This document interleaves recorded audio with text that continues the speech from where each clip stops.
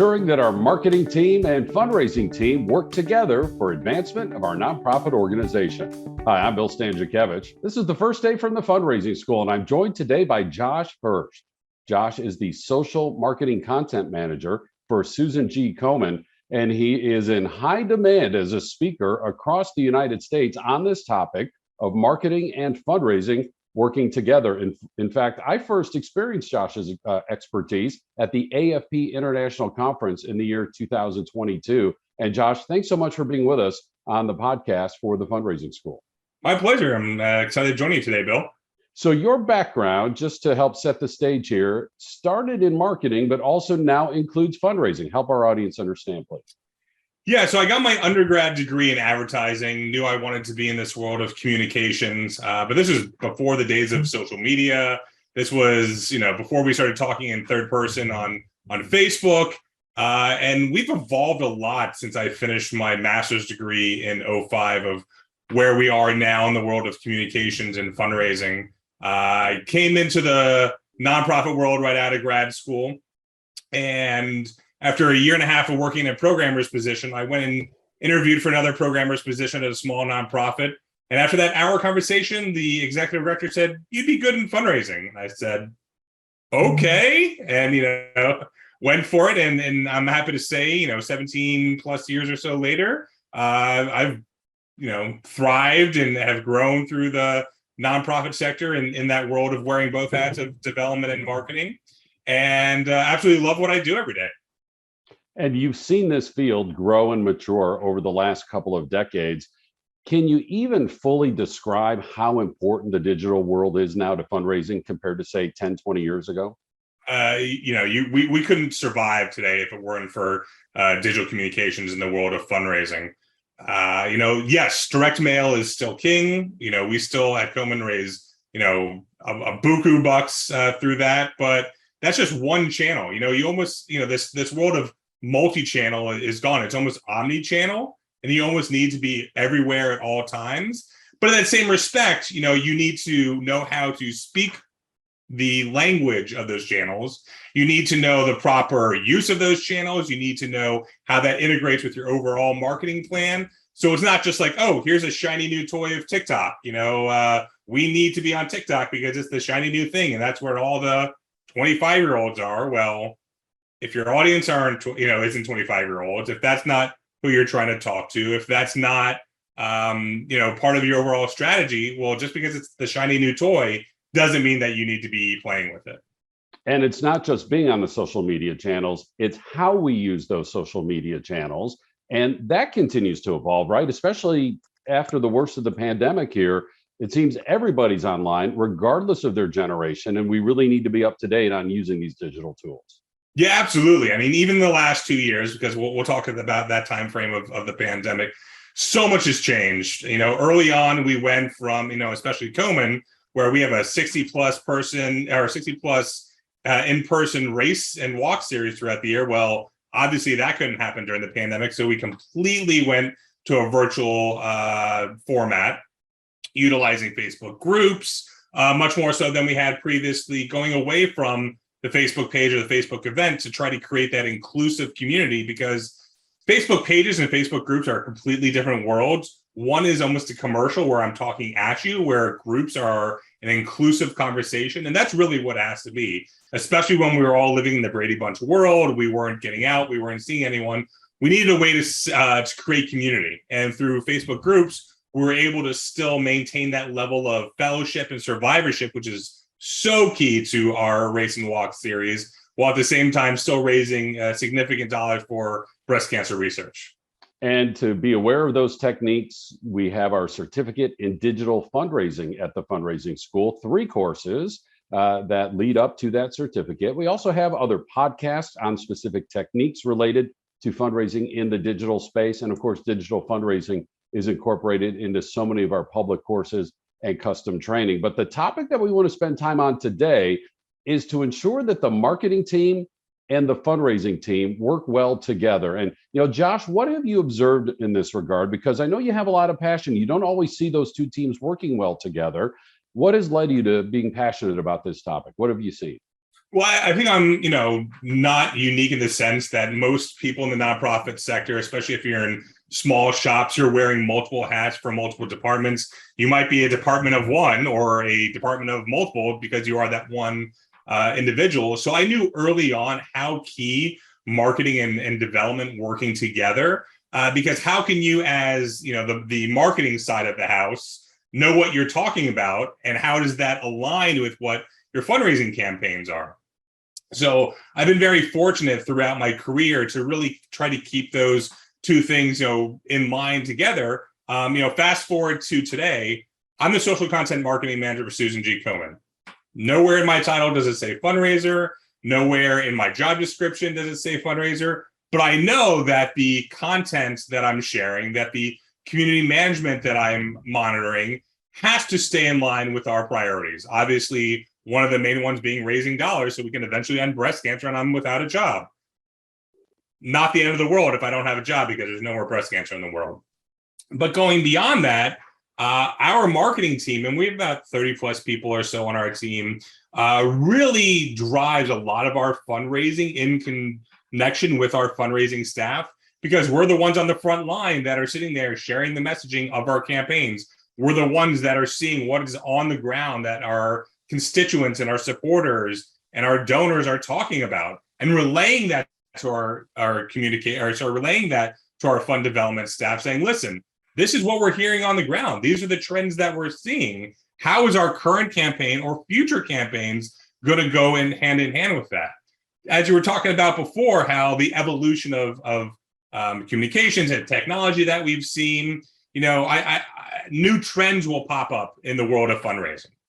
And a lot of that is driven through communications. So, let's go back, 10 years or so, or whatever it was, to the Ice Bucket Challenge. Well, that was communications driving fundraising, or is that fundraising driving communications? Well, it really went hand in hand, because here was a viral sensation that was going all over various, social channels and email and web, but that was driving fundraising.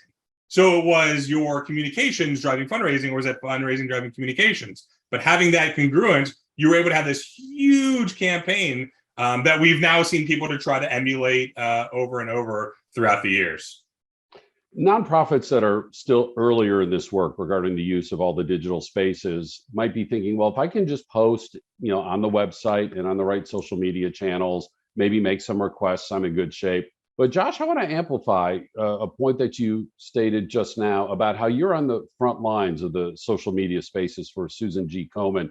It sounds to me like you're not just posting the right content, that you're watching for interaction, that you're watching for engagement, that you're able to analyze how that particular content is being received and responded to. Is that correct? And if so, can you expand on that a little more about how you go about doing so? Yeah, 100%. We have to let our content strategy be driven through the analytics. I can't talk into a vacuum just because and when I say Komen as the general organization, if I as Komen say, listen, we want to be talking about purple penguins in Peru, well, just because I feel like that's important to me, if that's not what our audience is reacting to, or if that's what the audience is talking about, then how is that driving my strategy? So being the data nerd, I'm running both daily and monthly reports, really digging into, because, likes are vanity, KPIs or key performance indicators. Likes, followers mean nothing to me. What I care about are impressions or reach, depending on the channel, and engagement rate. And what for your organization might be a good engagement rate or a good impression reach might not be the same for another organization. So it's really good and important to have a baseline that you determine. Yes, there are industry standards of what a good engagement rate is by channel. But once again, if your organization are gangbusters and you're sitting at it like, a 7% engagement rate for Twitter, whereas the industry standard might be a 2%, well, then you're doing something right. So let your content strategy continue in that path.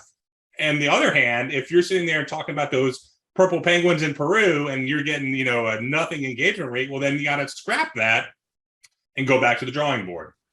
Josh, can you please help our audience understand the distinction between those vanity KPIs, the likes, the hearts, and the thumbs up, with engagement, you use at a deeper level type of analysis. What does engagement mean on Facebook and on Twitter, on these social media channels?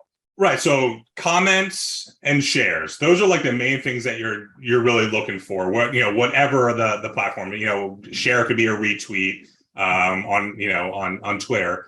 But just because someone likes your content, that's great. So you got eyeballs in front of it, but it's going to the next step. It's by them sitting there commenting. It's about them taking the time out of their day to click that retweet or that share button, which is once again amplifying your content to another level and really pushing it further. And again, what we teach at the fundraising school is those folks who are engaging even more than just liking. If they're donors, they might be inviting you to ask them for a larger gift. If they're not donors, it's time to add them to the email or digital annual fund campaign as they're enjoying your content and sharing it and commenting on it and so forth. Josh, I just want to ask you, how formal is this? Like, does somebody from marketing sit down with somebody from fundraising and vice versa on a regular basis, that there are standing meetings, or is this kind of more organic as you do your work from 1 week, 1 month to the next? It's a mixture. So we have weekly editorial content meetings where we'll sit down. We'll get 15, 20 people from both development, mission, advocacy. So it's not just, marketing, and it's not just development, but it's a more gestalt approach for our overall content strategy of what are different, mission focused moments at that particular time, or what are particular campaigns. So yes, very purposeful in that sense. But then we have other giving tools available to us. So for example, cryptocurrency for social good is a very new concept. We're really still in the early days of crypto philanthropy. And for us, we've been accepting crypto as a form of donation for about a year now. And that really drove out of the need of me in marketing and our major gifts officer saying, all right, well, I'm a nerd and I want to stay on top of trends. And I saw that crypto is going to be a way of giving, especially from a younger demographic, a more affluent demographic than your typical donor to a nonprofit, that this is a way that we need to provide available to them. You want to be able to say, hey, listen, here's our menu of giving and what looks good to you. So we had our director of major gifts that was having individuals approach her saying, listen, I don't have $10,000 in cash to give you, but I've got half a Bitcoin and I want to donate half a Bitcoin to your organization. Well, at that time, we didn't have a way to accept it. So it was really at a conversation between her and myself that really got us across the finish line. And now to drive our conversation further, we are meeting, on a weekly, if not sometimes multi times a week, of saying, listen, we want to be pushing crypto. Here's our crypto strategy. And it's driving for both communication and development together to make sure our priorities are in line. Omni-channel marketing and the way that supports fundraising. And Josh Hirsch is the social media content manager for Susan G. Komen, giving us important insights on how marketing and fundraising need to work together for the advancement of your nonprofit, including in the digital space. And again, we cover this in our certificate of digital fundraising courses, as well as in our custom training, our webinars, these podcasts, and in our public courses as well. Information about the fundraising school is available on our website at philanthropy.iupui.edu/the fundraising school. You'll also find information about achieving excellence in fundraising, which has a specific chapter on digital fundraising written by Josh's colleague from AFP, Nathan Hand. And so that book, the availability of that textbook, the new edition coming out in 2022, is available also on our website, along with our public courses, custom training, quarterly webinars, and these podcasts. Again, the website, philanthropy.iupui.edu/the fundraising school. I am so grateful to Josh Hirsch for taking a moment out of his busy schedule to join us for this podcast. Our producers today are Mike Anthony and Jennifer Boffman. I'm Bill Stanczykiewicz, and now you are more fully informed on this first day from the fundraising school.